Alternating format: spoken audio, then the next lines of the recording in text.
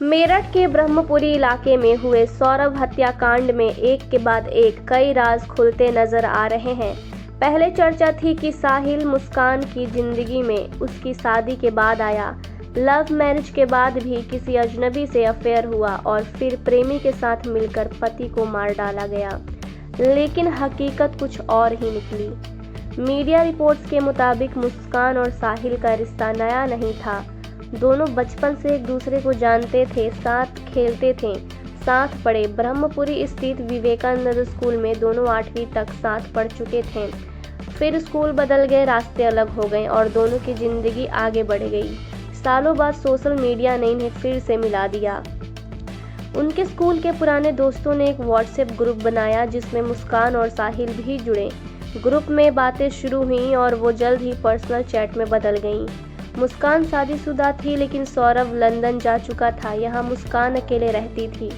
इसी बीच साहिल से उसकी बातें और मुलाकातें बढ़ती गईं।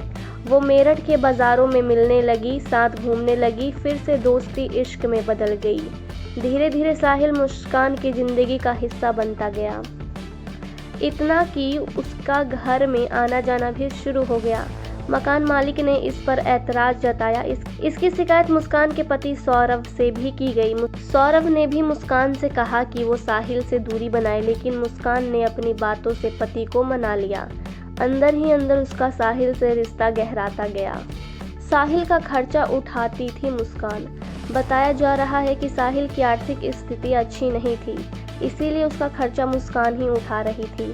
मुस्कान ने उसे कई बार नशे के लिए पैसे भी दिए थे और सौरभ के भेजे गए पैसों का इस्तेमाल साहिल पर कर रही थी।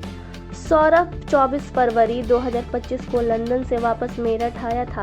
प्लान के मुताबिक मुस्कान ने पहले सौरभ को बेहोश करने के लिए दवा खरीदी, जो उसने खैर नगर के एक मेडिकल स्टोर से ली थी। इसके बाद उसने शारदा रोड से एक तेज धार वाला चाकू और उस्तरा खरीदा।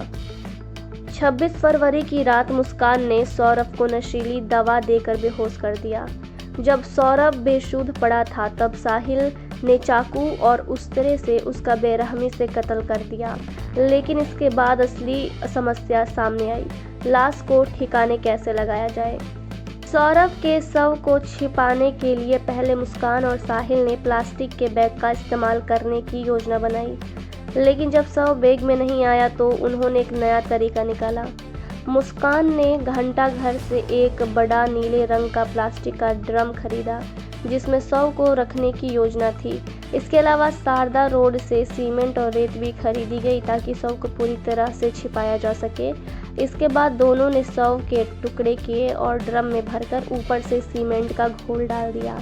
इसके बाद दोनों घूमने के लिए शिमला और मसूरी चले गए। यहाँ मुस्कान ने सातिरपना दिखाया। उसने मोहल्ले वालों को पहले ही बता दिया था कि वो सौरभ के साथ घूमने जाने वाली है।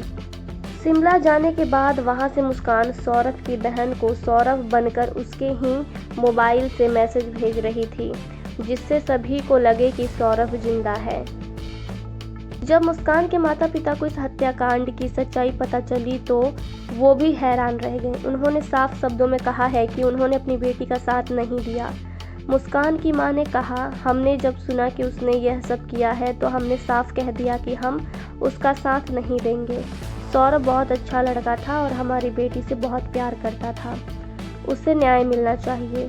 मुस्कान के पिता ने भी दुख व्यक्त करते हुए कहा कि बेटी ने पहले झूठ बोला कि सौरभ का मर्डर उसकी बहन और जीजा ने किया, लेकिन जब हमने सवाल किए तो वह फंसती चली गई। जब मैं उसे थाने ले जा रहा था तो उसने खुद कबूल किया कि उसने साहिल के साथ मिलकर सौरभ की हत्या की। उन्होंने आगे कहा, मेरी बेटी ने जो किया है वो माफ़ी के योग्य नहीं है। उसे जीने का हक खो दिया है। मैं चाहता हूँ कि उसे फांसी हो ताकि आगे कोई ऐसा करने से पहले 100 बार सोचे। साहिल के घर की दीवारें साधारण नहीं है, जो एक सनकी तंत्र मंत्र में डूबे खतरनाक इंसान के मनोविज्ञान को दर्शा रही है। जब पुलिस इस मकान में दाखिल हुई तो उन्हें वहाँ ऐसी दीवारें दिखी जो किसी अंधेरे रहस्य को समेटे हुए थीं। भगवान भोलेनाथ की फोटो, लाल और काले रंग के उकेरे गए रहस्यमय तांत्रिक चिन्ह और अंग्रेजी में लिखे कुछ अजीबोगरीब वाक्य। ऐसा लग रहा था जैसे यह कमरा किसी साधारण व्यक्ति का नहीं बल्कि किसी खतरनाक सिद्धि साधक या मनोविकसित हत्यारे का हो। पुलिस को लग रहा है कि साहिल सिर्फ हत्या तक ही नहीं बल्कि वह अंधविश्वास और काले जादू का भी अंधभक्त है। पुलिस यह सब पता लगाने की कोशिश में है कि क्या यह सिर्फ एक प्रेमी की सुनक थी या फिर इसके पीछे कुछ और गहरे डरावने रहस्य छिपे हैं।